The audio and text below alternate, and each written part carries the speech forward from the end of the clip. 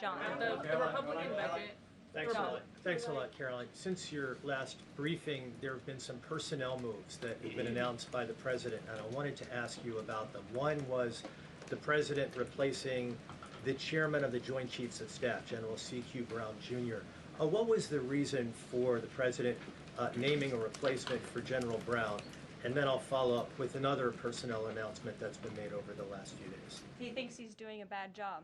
And it's time for a shakeup at the Pentagon. They failed 7 audits in a row. The trust in our United States military amongst the war fighters is low.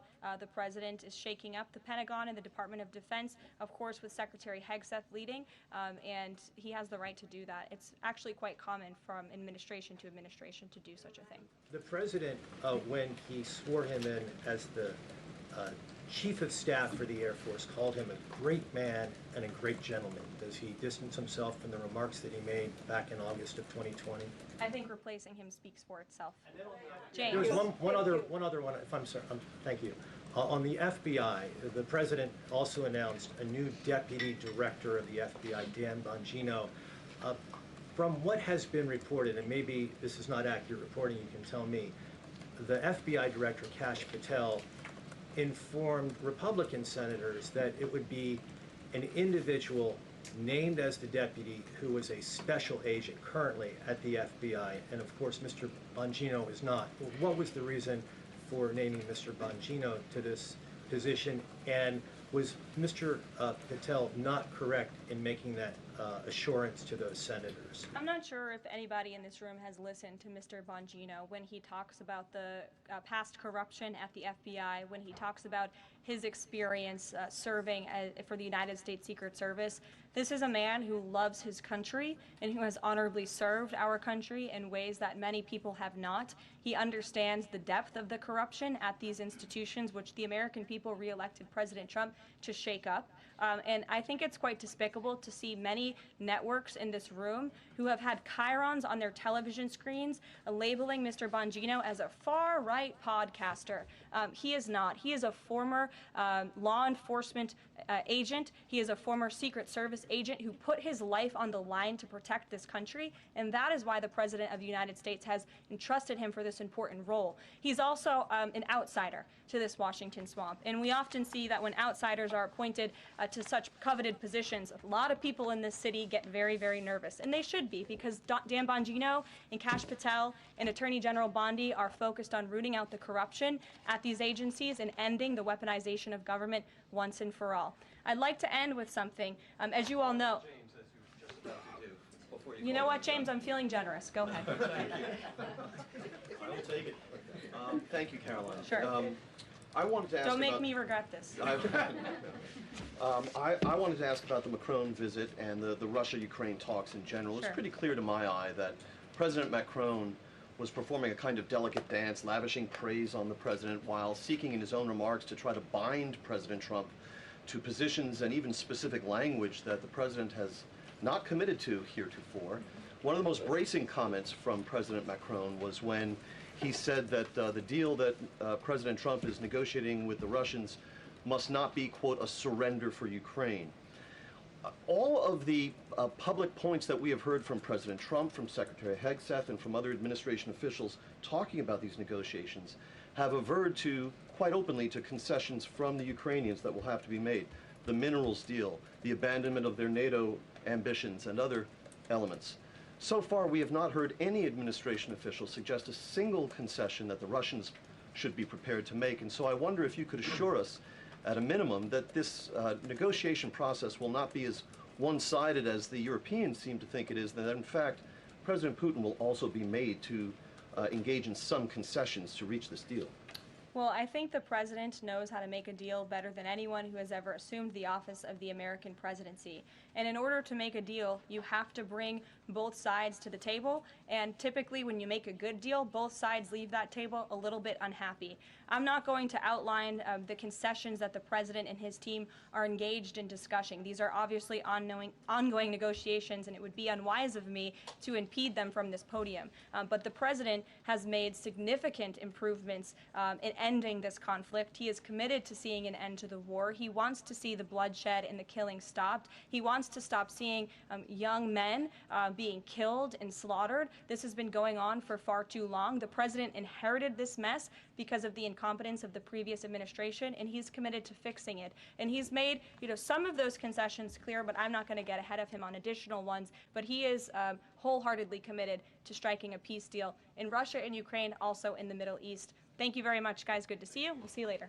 Does anybody have questions for Stephen or for Mr. Hassett? Nobody wants to talk about the economy? Sure. IRS? Okay, go ahead. This would be for either one of you. So we reported, several other outlets have reported that about 3,500 people are due to be lose their jobs at the IRS by the end of the week. Mm-hmm. If the goal of these spending cuts across the federal government has been to reduce the debt, why impose some of the deepest cuts we've seen so far at the agency responsible for raising revenue for the federal government? Well, I think our objective is to make sure that the employees that we pay are being productive and effective. And there are many, more than 100,000 people working to collect taxes, and not all of them are fully occupied. And the Treasury Secretary is studying the matter and feels like 3,500 is a small number, and probably can get bigger, especially as we improve the IT at the IRS. And so I think that it's absolutely something that is on the table for good reasons. And the point is that don't just talk about the IRS, talk about all of government. That there are so many places. I live in D.C. You maybe live in D.C. where nobody's going to the buildings. People aren't commuting because nobody's doing their job. We look back and we see that there are all these people doing 2 jobs while they're getting a government payroll on the payroll. So the point is we're fixing that, and the IRS is a small part of that picture. So you're saying that everybody who's being let go was doing a bad job?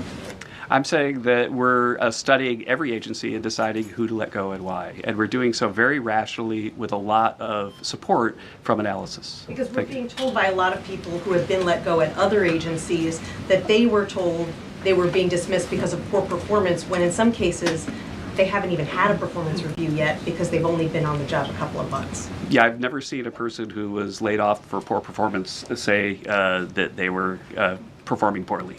Okay. Karoline? Good point. Sure, Caitlin. I have a question. I'll start with you, Kevin Hassett. Thank you for being here. And then I've got a question for Mr. Waltz. On these potential checks that you might send out from DOJ, is there a concern as you're thinking through this that they could be inflationary? Oh, absolutely not, because imagine if we don't spend government money and we give it back to people, then if they spend it all, then you're even. But they're probably going to save a lot of it, in which case you're reducing inflation. Okay, so and also, when the government spends a lot, that's what creates inflation. We learned that from Joe Biden. And so if we reduce government spending, then that's, reduces inflation. And if you give people money, then they're going to save a bunch of it. And when they save it, then that also reduces demand and reduces inflation. Okay, so you're not worried about it. And no, Mr. I'm not. Waltz, to follow up on Peter's question, you wrote in an op-ed in the fall of 2023 that, quote, Putin is to blame, certainly like Al-Qaeda was to blame for 9/11. Mm-hmm. Do you still feel that way now, or do you share the president's assessment as he says Ukraine is to blame for the start of this war? Well, it shouldn't surprise you that I share the president's assessment on all kinds of issues. What I wrote as a member of Congress was as a former member of Congress. Look, what I share the president's assessment on is that the war has to end. And what comes with that? What comes with that should be, at some point, elections. What comes with that should be peace. What comes with that is prosperity that we've just offered in this natural resources and economic partnership arrangement. An end to the killing and European security and security for the world. The president's not only determined to do that in Europe, he's determined to do it in the Middle East. And just a few months ago, we had an administration that had tried for 15 months. Week after week, sitting with you here and couldn't get us to a ceasefire, couldn't get our hostages out.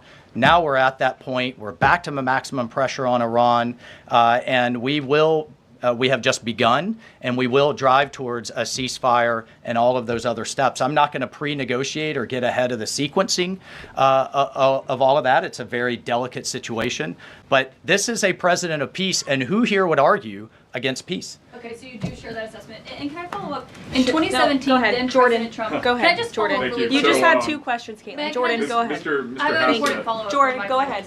So, Go ahead. Mr. Hassett, you were speaking about tariff revenue, and you also addressed a question about the IRS.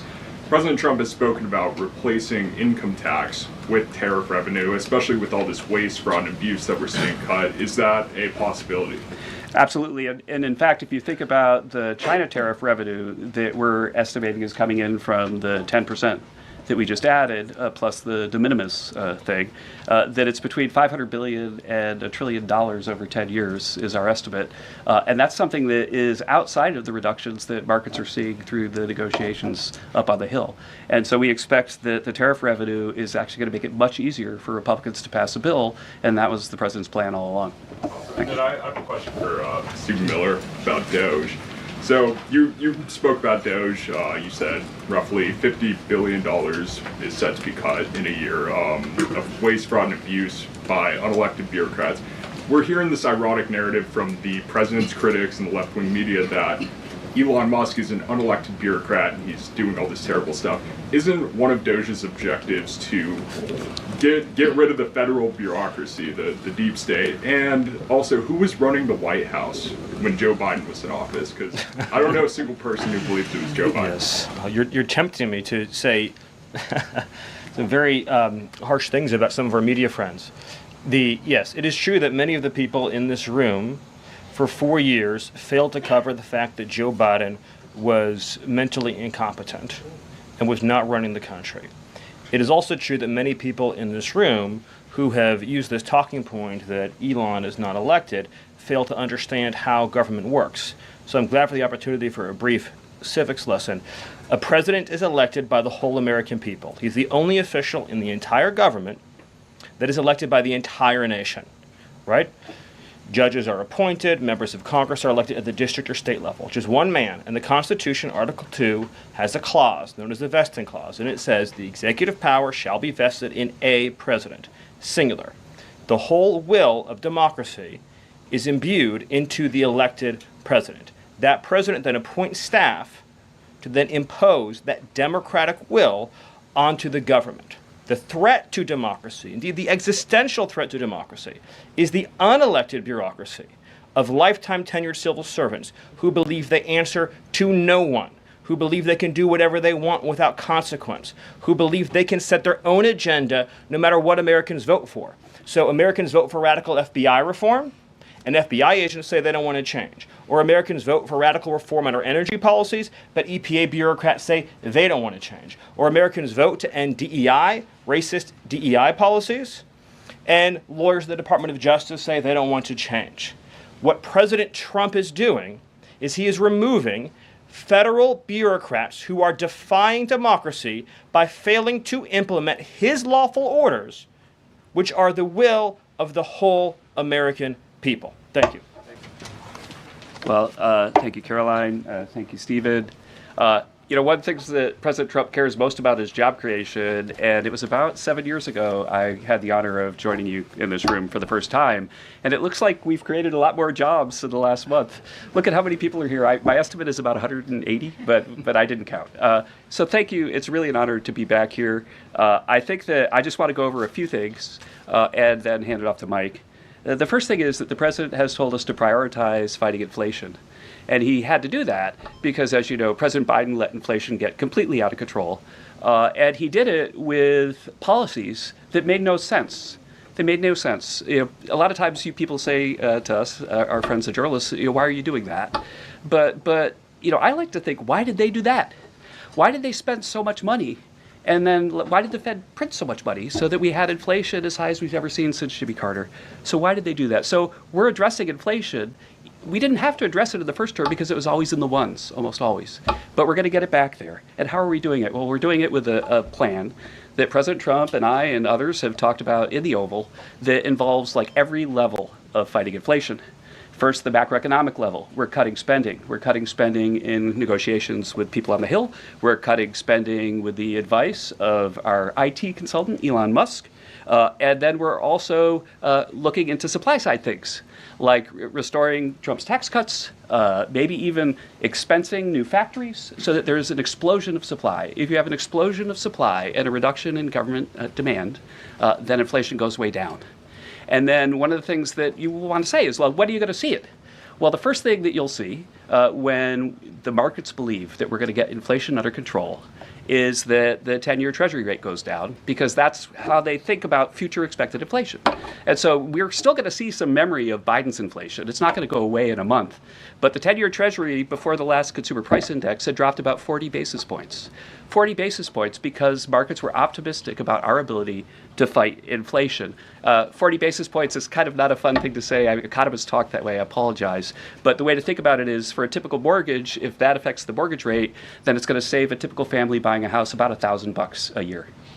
And that's just in our first month. Okay. The second thing we've done is we've had a lot of trade talks. In fact, I was just meeting a minister from Mexico with Howard Lutnick just a couple of hours ago. And we're talking about reciprocal trade, and we're also talking about the fentanyl crisis. And so reciprocal trade is about our government treating other governments the way they treat us. We want trade to be fair. It turns out that Americans have been disadvantaged by foreign governments over and over, and President Trump wants it to stop. And the fact that struck me as most noticeable when I started to look at what President Trump was asking us to do is that last year we have data, U.S. companies paid $370 billion in taxes to foreign governments. $370 billion. Last year, foreign multinationals paid us $57 billion in taxes. We have 1/4 of world GDP. They have 3/4 of world GDP, and we're paying 370, they're paying 57. This is not reciprocal. We're going to try, or we're going to, fix it. The other thing that we've done is we've had an all-of-the-above energy approach that's led by Doug Burgum and Chris and a really large team, EPA. And we've already made so many actions that are going to affect the price of energy and lower inflation. We've opened up 625 million acres to energy exploration. We've cut 50 years of red tape that makes it so you can't have permits. And we've even made it so that when you go home, if you get a new one, then you can take a shower or flush a toilet or read under a light bulb. We're doing that too. So finally, let's just think about like the facts that we can see right now that we think are awesome. So guess what? Small business optimism has gone up by the most ever since President Trump came in. ISM, which is the measure of what's going on in manufacturing, it's expanding again for the first time in years. CEO confidence is the highest it's been in years. And the reason people are thinking this is that our policies give people cause for optimism. And then I want to reiterate what Stephen Miller said, because it's so important, and it's so important for financial markets to start to digest this, that if, say, the Treasury Secretary or any cabinet secretary with Elon Musk is able to find some savings, say $100 billion, well, in CBO land, that's actually like about 10 times that, or maybe 12 times that, over a 10-year window. And so when you're thinking about the negotiations right now over reconciliation and thinking about, well, 4 trillion, 5 trillion, well, those numbers in terms of the savings are going to end up being small because of all the waste that we're finding. And so we're incredibly optimistic about the future of inflation and the future of our economy. And we're optimistic because we're making so much progress so far, and we already see it in market prices.